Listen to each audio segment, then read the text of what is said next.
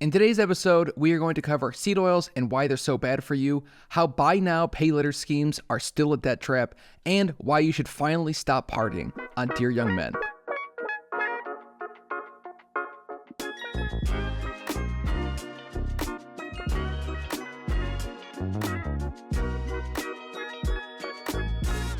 For almost 100 years, the food industry has abused our bodies in ways that some of us may never recover from. I reached out to a PR representative for some of the largest food distributors on the planet, and this is what they had to say. Quote, "While we as Americans love our hot dogs and freedom as much as the next country, it is important to remember that the lead you are currently finding in some of the Lunchables really shouldn't concern you or come to a surprise. I mean, have you actually looked at a Lunchable recently? If you don't immediately see that Lunchable and think this is a mix of lead, chemicals, and other food-like substances, then you really are just a moron, and you deserve the early death that our food-grade substances will send you to. Plus, we even convinced you that the grain-heavy food pyramid is actually healthy. You were all so stupid, I bet we could just feed you bugs, and you would just eat it up." End quote. Next, I reach out to the Eat Bugs Not Animals campaign, and they stated, quote, "You really shouldn't be eating that tasty premium cut of meat. While technically they taste a lot better than bugs, we should really be saving those more premium cuts of meat for the billionaires of the world. Bugs and other food-grade substances are better for the common folk. And hey, if you're mad at us, have you seen what Lunchables are able to get away with putting in their food? Lead. They're literally putting lead in those disgusting food-grade meals. Bugs are definitely better than lead." End quote. After talking to the bug people, I reached out to the farmers of America that supplied those tasty steaks that we all love so much to get their comment. And this is what they had to say. "Why are you here? Get off my lawn. I am a proud and strong believer in the Second Amendment. And if you bug people come anywhere near my cows, I will go 1776 all up on your ass." End quote. Finally, I reached out to the FDA for an official comment. And they told me, and this is a very real quote that I did not make up, "While technically the original food pyramid was bought and paid for by companies who are mass producers of grain, it is important to note that only whiny little bitches eat more meat than grains. Cereal is the healthiest food option you could possibly ever eat, unless, of course, you are a whiny little bitch. Plus, eating a diet consisting of almost exclusively grains will in fact make your penis grow. Confirmed reports have shown this. Stop asking questions, you whiny little bitch." End quote. Wow, that's a lot of information. And I, for one, am going to be eating a whole lot more grains after my conversation with the FDA. Also, I'm weirdly having a craving for mosquitoes, which means I'm Scott, and this is the Dear Young Men podcast, sponsored today by Kellogg's. Just eat the damn cereal already, would you? All right. So now that I just excluded an entire group of companies from ever sponsoring this podcast ever, let's get right down to the nitty-gritty. First, I want to start with the how buy now, pay later schemes can actually make you poor. This does not come as a surprise to anybody who's ever listened to me about anything over the last 6 years on any of my other channels. You know that I have been personally attacking these types of buy now, pay later schemes, whether it's Apple credit card charging you 0% interest, or Klarna, or any of the buy now, pay later schemes that every website seems to offer. If they offer you something, it's probably better for them. That's just typically how it goes. McDonald's doesn't just give you free food when you go there. They make you pay for it. And if they lower the price, they probably lower the quality of ingredients. And so they're making even more money on top of the money that they were already making. So this article is from the Washington Post. It's called "Why Buying Now, Paying Later Can Still Be a Debt Trap." Though many consumers view buy now, pay later as better than credit cards, spreading out these payments can lead to overspending. This, to me, seems so obvious. I love how the Washington Post has come up with these articles. Like, who doesn't immediately look at buy now, pay later and think, yeah, this is just a way for them to make me spend more money because I can't really afford this with cash today.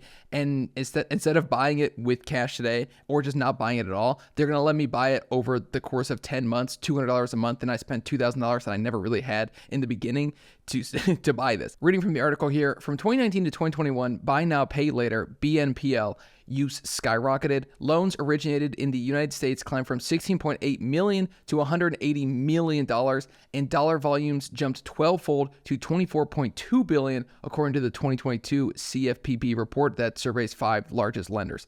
So obviously people are using these schemes, or using these scams, or using these companies' tactics against themselves. People have become so materialist that they don't care about the fact that this item that they're buying is the reason that they're staying poor, or they're staying broke, or they're having to live paycheck to paycheck. The vast majority of people in this country could do a lot better financially. Not everybody, I get it, whatever. But the vast majority of people would do better financially if they just didn't fall for these stupid buy now, pay later schemes. It's no different than buying a car that you can't afford or a house that you can't afford. Buying stuff that is significantly, like where the monthly payment is a significantly larger percentage of your take-home pay than it should be, is what keeps most Americans broke. The idea of a car payment to me is just ridiculous. I haven't had a car payment in a long time. And you think some of these car payments now are $1,000, $1,200, $1,300. I've seen videos of people where they walk around and ask other car salesmen at the store and they say, how much is your car payment? And they're all like $700, $800, $900, $1,200. It's just ridiculous, because if you actually were to just invest that money, and you knew I was going to pull that up, you can invest that money, the $1,000 a month, instead of buying a car. You could just invest that money into a mutual fund that just follows the market. And let's say you invested for 40 years, you were 27, and then at the time you stopped investing this $1,000 every month, you were 67, and you're going to invest $1,000 a month, and your annual rate of return will be 10%. Your total estimated amount of money at the end of that will be $6,324,078. Instead, you bought car after car after car after car for $1,000 a month monthly payment. And the money that you lost, not only the money that you lost by not investing, because you contribute $480,000 and the growth is $5.8 million. So that's how much you're losing, $5.8 million. But you also are buying a $40,000, $50,000, $60,000 car that at the end of that term loan, let's say it's 6 years or 7 years, it's going to be what? 20, 15, 10,000. So you buy this $80,000 car, you pay $1,000 a month for 96 months or something, 8 years. And then at the end of that loan, this is the most ridiculous thing. You buy an $8,000 car. At the end of that loan, let's say it's worth 20. So you lose $60,000 and you don't invest any of that money. This is what keeps the middle class. This is what keeps the lower class. And instead of being able to jump up, they buy cars that they can't afford to impress people they don't know. That way they can seem like they're doing a lot better than they actually are. All you have to do is invest that money. It's literally the simplest thing. If you're going to buy a car, just don't. Buy it with cash. Wait. Stick it out. I don't know. My wife and I have gone from one car to two car to one car to two car. And I think one car, honestly, for the most part, is enough. Almost never do we need more than one car. And if you find yourself needing more than one car, consider getting like an electric bike. I've made a video about my electric bike on my other channel, and it's really one of the most remarkable ways to get around. They're $1,000. My brother gave me mine for free because I have the best brother on the planet, and as you will see in that video. But $1,000 for a mode of transport that can get you, mine can take me, I believe it's up to 15 miles if I'm just not even pedaling at all. So it's basically just like an electric, motorcycle. And so you could take that and you could get almost anywhere 15 miles. I mean, I live in the country in the sticks, and I still drive it to the downtown that I live by. And it's like 3 or 4 miles to the downtown that I live by. So you can get around places without a car. And I think the dependence on a car is a very uniquely American problem, but also it's a uniquely American thing to buy a car that they can't afford to impress people that they don't know or don't even like. So these $1,000 a month car payments or the buy now, pay later type schemes, they are always a trap. If you can't afford it with cash, I have heard some rules where it's like, if you can't pay for it twice or 3 times, don't buy it. I think that's a dumb rule. The rule I go by is this: should I invest this money instead? And the answer is almost always yes.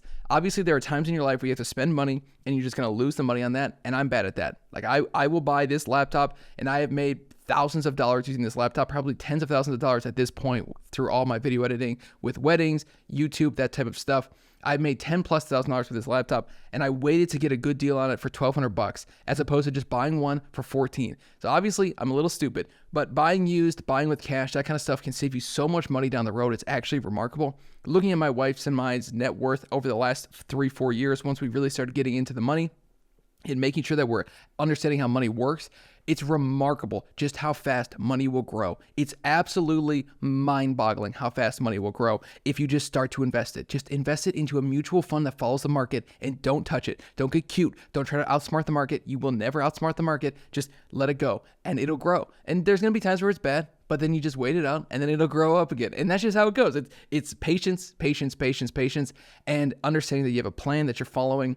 And buying a new car or fancy this or fancy that will not make you happy. These buy now, pay later schemes, the Klarnas of the world, Affirm is another one. Don't use any of these businesses that will just allow you to buy stuff now that you can't afford to impress people you don't like. just don't buy it. Buy it with cash or don't buy it at all. And I would suggest that you probably don't need it and just invest that money instead. I will link an investment calculator that I always have learned so much from just by pumping in numbers and saying, man, I could find $1,000 a month. I could flip some computers. I could work an extra wedding. I could save. I could not go out to eat as much. You start to see how fast these numbers can grow, and $1,000, how quickly that can turn into $6.5 million. Honestly, you might not be able to experience that money in your lifetime. And that's one of the things. You have to be able to think past you. If you can invest this money and you could save, you will probably live a better life, almost certainly. Because if you can learn the principles that I'm trying to preach to you, you will almost certainly do better in life. But also, there's a part of you, you have kids, you have a wife, you have a legacy. If you could leave a legacy of $10, $15 million just because you were able to invest it, that could potentially grow even bigger and support generations of your family. Doesn't that sound incredible? Like the Rockefellers, the Carnegies, they've never had to work. Obviously, that comes with its own problems, and I understand that. But if you can raise your kids with good values and they preach these good values to your kids' kids, then maybe you could have generational wealth that you did because you didn't want to buy on Klarna, you didn't want to buy on a firm. You were trying to create generational wealth that could affect not only you, but also your family's family. Like just so many generations down the line. Think about Rockefeller or Carnegie. I mean, they were extremely wealthy. Some of the most wealthy men of all time were the Rockefellers and the Carnegie. But if you see how that money has affected their lineage, it's 200 years of American excellence because of one guy. He created billions of dollars of net worth. Chase, just billions of dollars of net worth for their family. And obviously, like, whatever you could say about billionaires, I don't really care. It's just more the fact that they could create this legacy for generations of their family. And so they've been dead for 200 years, 150 years, 100 years, and their money is still feeding the mouths of their kids. And that's remarkable. That's a remarkable way to think. And that's a remarkable way to live your life. Because if you live like that, you will be able to experience a lot more love today if you're thinking about the future. And in my opinion, that's sort of how I've always lived. Stop using a firm, stop using any of these Klarna, stop using any of that stuff. It's junk, it's garbage, it's going to make you poor. Just trust me on this one. Next, we're going to talk about seed oils. This is a conspiracy theory. I'm almost certain of it. Seed oils are making everybody fat, have heart attacks, bloated, unhealthy. Seed oils are pretty much killing Americans. And the reason that they are so widely used is because they are a product that is so cheap to make that you would be stupid to not put these in food. I have a ton of facts here that I want to list out for you guys, but it's pretty much one of the most remarkable things. Canola oil, seed oil, these types of oils have gone into every single food. Go to the store tonight or next time you go to the store, look at the back of packaging and you will see a seed oil on it. It's never olive oil. It's never the good one. It's always canola oil, sunflower seed oil, flaxseed oil. It's all these oils from plants you never normally eat. And they're so bad for you. So the harmful effects of vegetable oils, canola oil, there's no canola plant. It comes from a rapeseed plant, which if that doesn't tell you everything you need to know, then you're just blind. They especially breed the plants to lower the levels of uric acid, ERUDIC, I don't know exactly how that's pronounced, which is harmful to humans. So they breed these plants that already have chemicals that are harmful to humans. They try to breed some of those chemicals out, but they can't breed all of them out. I mean, the plant is the plant, so it's going to have these uric acid in them. And then they mix it with a whole bunch of chemicals, and that's how they create canola oil. That's how they make it. They give us a plant that we would never eat. You would never eat a rapeseed plant ever because it's harmful to humans, because the oxidization of the uric acid. And then they mix it with a whole bunch of chemicals, and then they put it in everything. Literally everything. Go to the store tonight, look at the back of stuff. You will find it in everything. It's one of the reasons I stopped drinking. I mean, even like I have this drink here, a Spindrift. It has carbonated water, grapefruit juice, orange juice, lemon juice, and hibiscus for color. If you can find 5 or 6 ingredients on the back of the food that you're trying to eat, it's good for you. That's a pretty good way to do anything. It's why I stopped drinking pop. I just knew it was so harmful to me. I couldn't understand or read a lot of the stuff on the back of a Diet Coke can, in the back of a lot of the food that I was eating. So I'm not full paleo yet. That's obviously what I would like to do. Paleo is expensive, but just start to look at all the stuff on the back of your food because it's crazy. These seed oils are ridiculous. So I'm going to read some more facts here. In fact, industrial seed oils, the highly processed oils extracted from soybean, corn, rapeseed, which produces canola oil, cottonseed, and safflower seed, were only introduced to the American diet in the early 1900s, which is right around the time the Americans started to get super duper fat. You can't go to a store now without seeing somebody who can't walk because they've gotten so huge.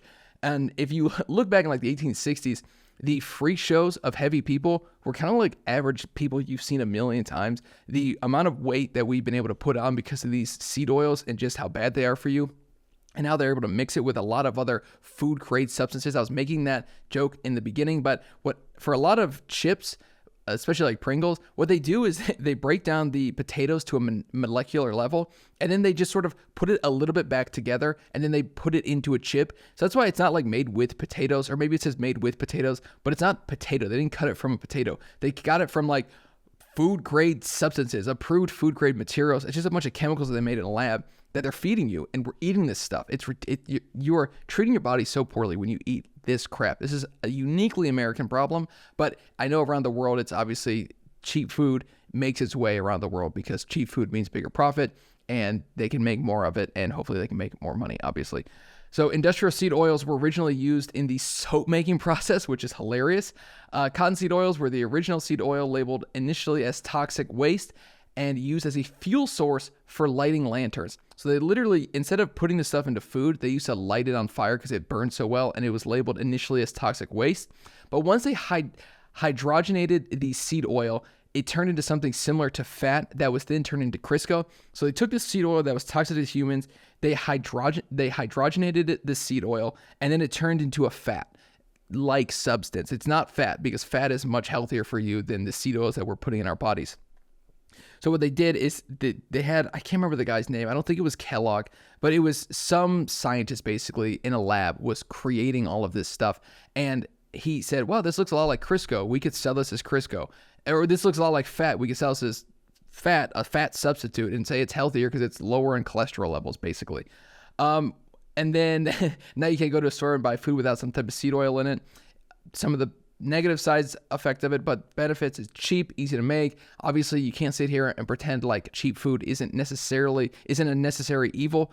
Obviously, what we are eating is really bad for us, but when you think about the starvation rates, and even today, like there are some countries that like people will actually starve to death. That's not a problem in America.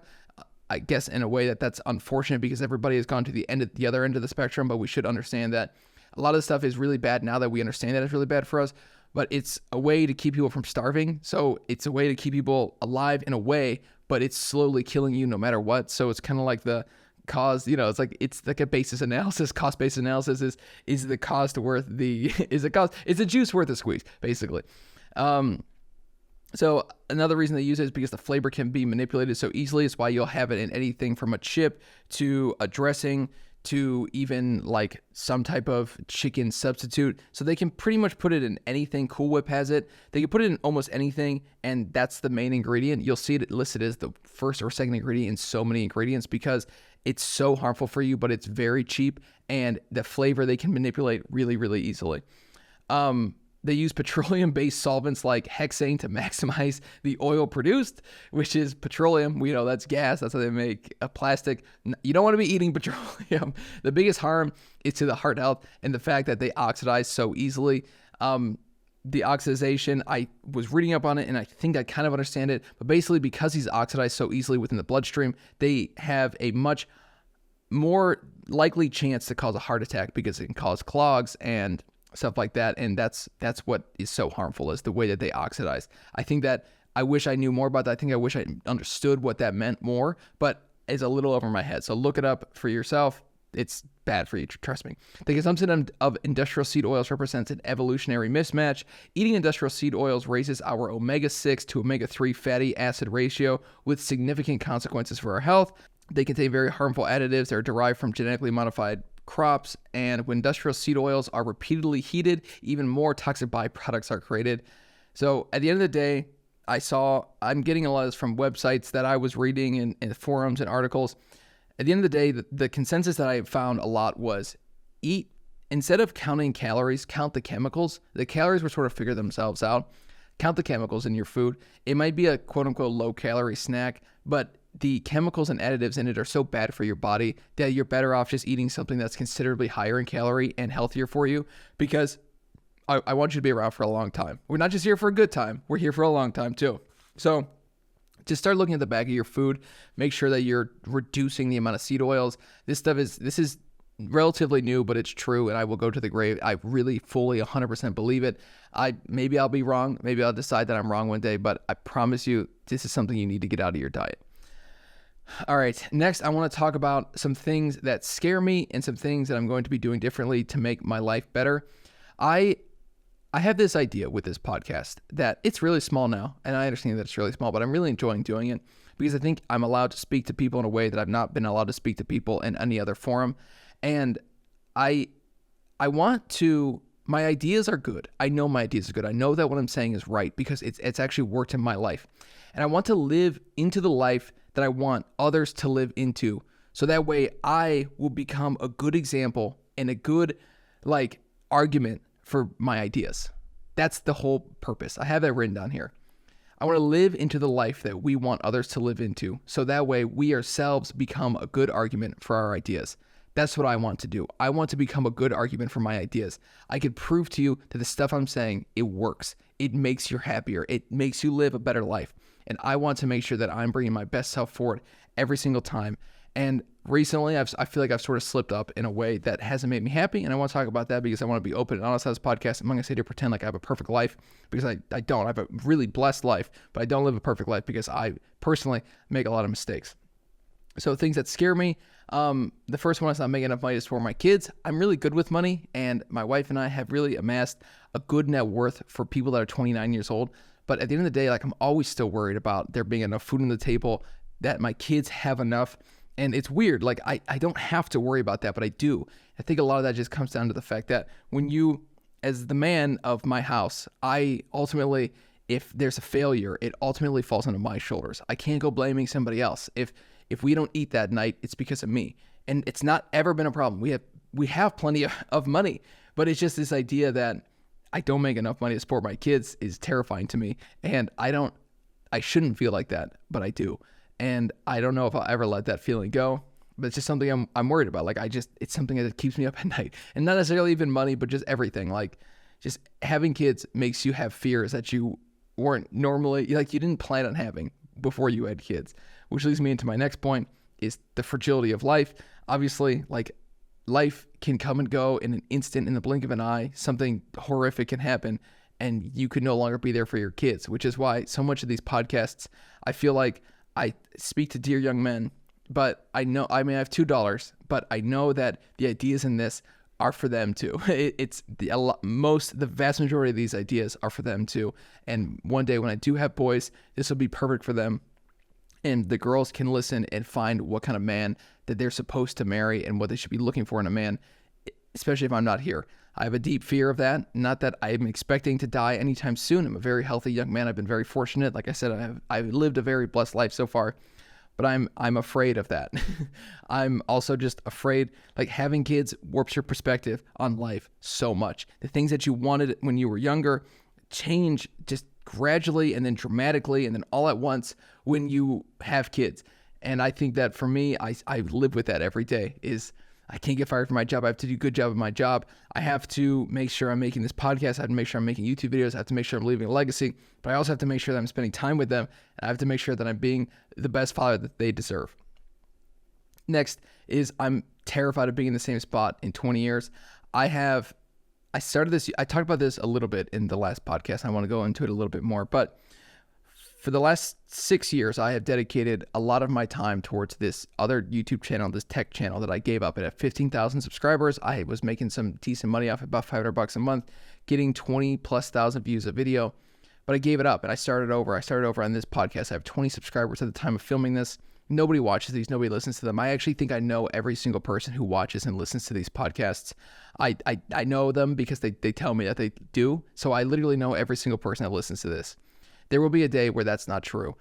But when you start over, I have a channel with 15,000 subscribers. I could keep making that content, getting 20,000 views and continue to grow that 20, 30, 40, 50,000 views. But I'm not happy with the content that I'm making on that channel because I think it supports a worldview that I don't believe in. And so I made a decision to start over. So I have this channel and I'm coming into it with a lot of skills from 6 years of making YouTube videos. But at the end of the day, I'm a beginner. This is a new channel. Nobody knows that this channel exists. I have 20 subscribers. So it's tough. It's weird, but it's tough. And it's something that I'm learning to get through because it's hard to start over. It's easy to go back to the thing that was working, even if it doesn't make you happy. It's like, well, I could just deal with it for a few years and then blah, blah, blah, blah, blah. But at the end of the day, I'm trying to leave a legacy for my kids, and I don't want to leave a legacy of, yeah, I hated everything I ever did.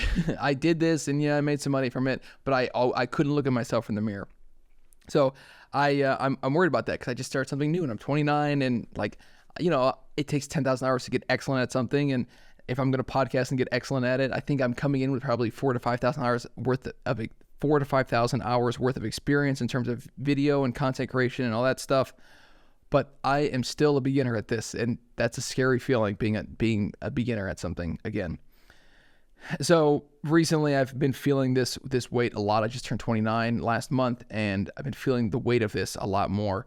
So I have 4 things that I'm going to do to make my life better. The first thing is that I'm going to start getting up earlier again. I was getting up at like 5 or 6 a.m. to work out, and then I just slowly, casually stopped doing that until I haven't done it for 2 or 3 months, and that has objectively made my life worse. I know it's making my life worse. I am not the same person I am if I wake up early, so I'm going to start doing that again. Next, I'm going to have a more aggressive workout schedule. I work out like 3-ish days a week, sometimes 4. It's like I do legs really heavy one day, I do chest and back, and then I do arms, so biceps and triceps, and that's all I do working out, and I want to do so much more working out, but I'm just limiting myself by, well, I worked out yesterday, so I'll take today off, and I just sort of do that every single day, basically. It's that fight of why yesterday I also need to work out today.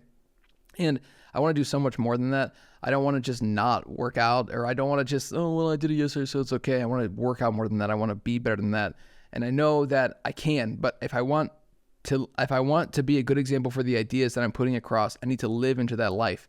And I'm not living into that life right now, especially working out, not waking up early. And the next one is scheduling my day. I am all over the place. I have no idea what I'm supposed to be doing. I always want to work, but I never know what I need to work on. And that's a failure on me to plan. If you want to work and you don't have anything to do, then that means you have bad systems and that your plan is bad. And I can't waste time. I need to plan. I'm 29. I know it's not that old. I just feel like this is like, I need to do this now. And I'm not expecting this podcast to grow for more than like in a year time, maybe we'll have 1,000 subscribers or something. That would be amazing. But at the end of the day, like I'm a complete beginner at this, and I need to schedule my day, and I need to get it down to the minute, basically, because my kids deserve more time with me. I deserve to work out more. My wife deserves to hang out with me more. I deserve to put more time to this. But so much time just gets lost in the ether, and then whole weeks will go by, and I go, I haven't done anything in 2 weeks, and I don't even know what I've done. I'm not wasting time on my phone, but I don't feel like I've hung out with my kids enough. I don't feel like I've done this enough, and I don't want to keep living like that. So those are the 3 things I'm going to say. I think I said 4. The 4th one is just the reason why is because I'm afraid I've wasted the last several years of my life by being undisciplined. That's it. I feel like I've wasted the last several years of my life by being undisciplined, and I don't want to keep living into that idea because I don't want others to live into that idea, because that idea is a bad one. And I know I have good ideas and I have bad ideas, but that idea is a bad idea, and I don't want to live into that idea. If I want people to exercise and work out more, I'm always yelling at people to do that, then I want them to actually go ahead and do that. The quote of the day is going to be a Bible verse. I know, sorry, cringy Christian talking to me about the Bible. Sorry, I believe in the Bible. This is from this is Romans 13 through 14. And it is, let us behave decently as in the daytime, not in carousing and drunkenness, not in sexual immorality and debauchery, not in dissension and jealousy. Rather, clothe yourselves with the Lord Jesus Christ, and do not think about how to gratify the desires of the flesh. The whole idea of this is to make sure you're living into the Christian and into the man that you were made to be. And carousing and drunkenness, I had to look that up to double check the meaning, but what it means is the activity of drinking alcohol and enjoying oneself with others in a noisy and lively way, just going around being an idiot, being drunk, being a drunkard, and just don't do that. It's not fun. I did that for a little bit in college, and I thought it was fun, and then now looking back, it's pretty much the most embarrassing part of my entire life, and I wish I had never done it. These quotes, I think one of the battles that I'm meant to fight is the battle against people watching porn.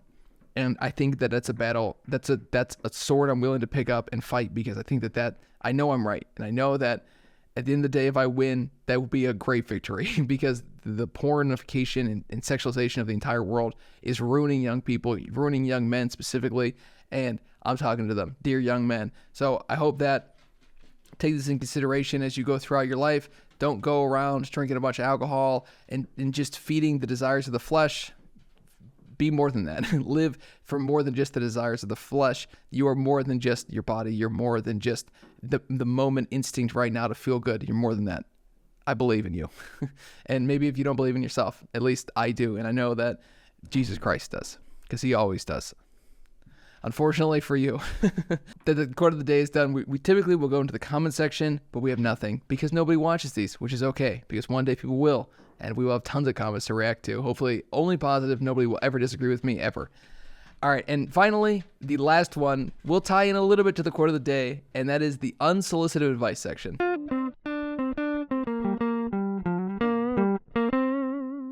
Today's unsolicited advice is stop partying. I hate partying.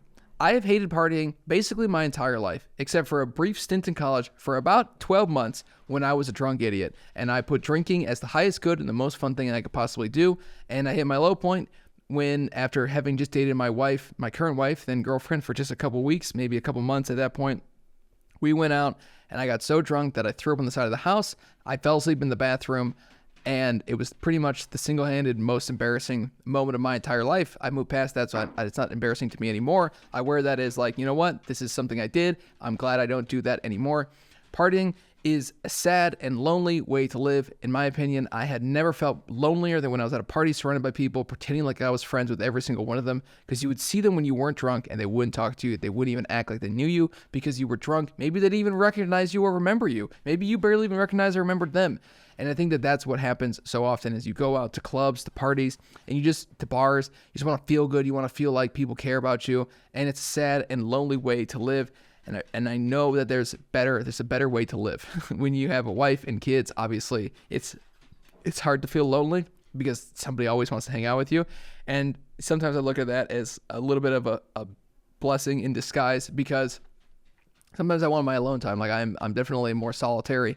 And when my kids and my wife only want to hang out and spend time with me, it can honestly be a little frustrating sometimes. Like I just want to do this by myself, but I'm never ever lonely. And that's a good thing. And feeling lonely while you're out of the club is pretty much just like, I think it's a bad and sad way to live.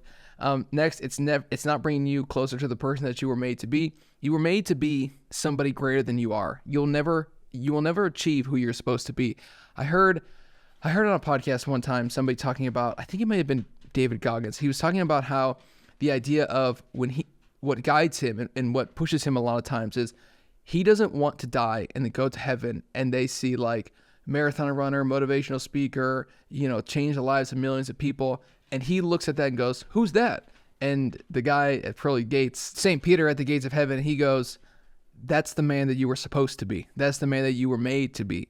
And he looks at that, seeing the man that he was supposed to be, and he looks down at himself, fat, overweight, never lost the weight, never became a Marine, never did the things that he was meant to do, and never did the things that he was made to become.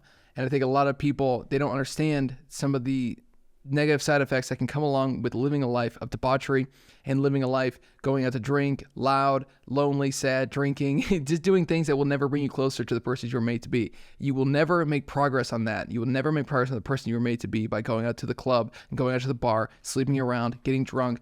Every single time you do that, you don't make progress towards becoming the person you were made to be. That doesn't necessarily mean that you're slipping down the hill, but it does mean that you're not currently climbing up the hill and you're not currently making any progress and to become closer to the person that you were made to be. That's what it's all about, becoming the person that you were made to be. And drinking and partying and doing all that stuff will never do that. Every single time you do that, the whole next day, you're hungover, you feel like crap, you're not reading books, you're not hanging out with family, you're not spending time with friends, you're not cultivating new interests and knowledge. You're just tired, you're watching TV, you look back at a night wasted, you drunk texted 2 or 3 girls, you're embarrassed, you're ashamed. So stop doing that, stop putting yourself through that.